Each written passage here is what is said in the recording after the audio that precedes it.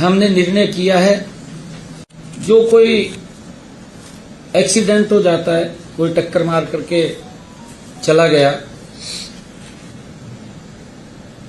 भारत सरकार के सड़क परिवहन एवं राजमार्ग मंत्रालय द्वारा टक्कर मारकर भागना, हिट एंड गो, मोटर वाहन दुर्घटना पीड़ित कंपनसेशन स्कीम 2022 25 फरवरी को अधिसूचित की गई।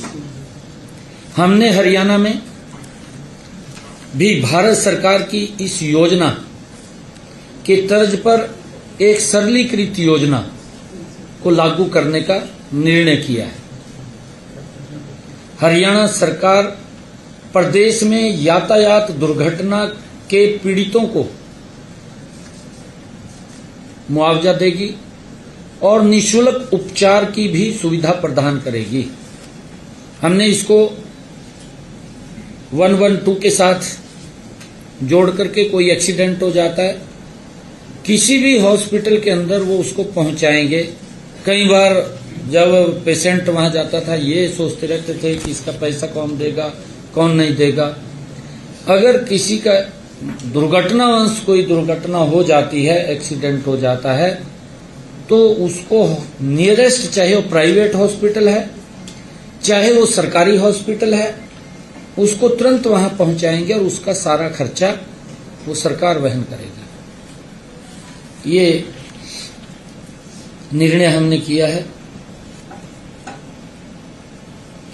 और ये सारा का सारा खर्चा ये जो वहन होगा, ये हरियाणा रोड सेफ्टी फंड से किया जाएगा। हमने इस स्कीम के अंदर लिया है। इस स्कीम के तहत बीमाकृत तथा बीमा रहित वाहनों और टक्कर मारकर भागने वाले वाहन दुर्घटनाओं के पीड़ितों को कैशलेस उपचार की सुविधा प्रदान की जाएगी।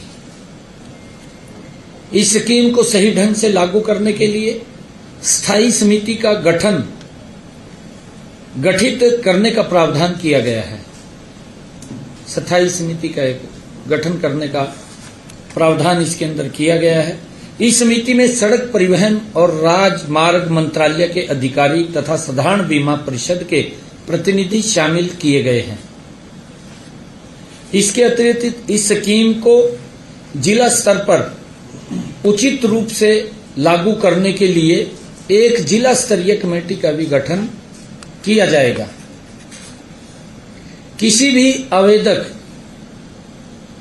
को कैशलेस उपचार के लिए दावा संबंधित दावा जांच अधिकारी को प्रस्तुत करना होगा तथा दावे की रिपोर्ट जांच अधिकारी द्वारा दावा निपटान आयुक्त डीसी को वो भेजी जाएगी और जांच आयुक्त द्वारा रिपोर्ट प्रस्तुत करने के 15 दिन के अंदर कंपनसेशन के भुगतान के आदेश जारी कर दिया जाएगा और इसके 15 दिन के अंदर ही मुआवजे का भी जो पैसा उसके इलाज के लिए खर्च हुआ वो भी तुरंत जारी हो जाएगा। जो भी हॉस्पिटल के अंदर जहां उसके इलाज के लिए दवाई या कुछ और उसका जो खर्चा आएगा वो भी दिया जाएगा।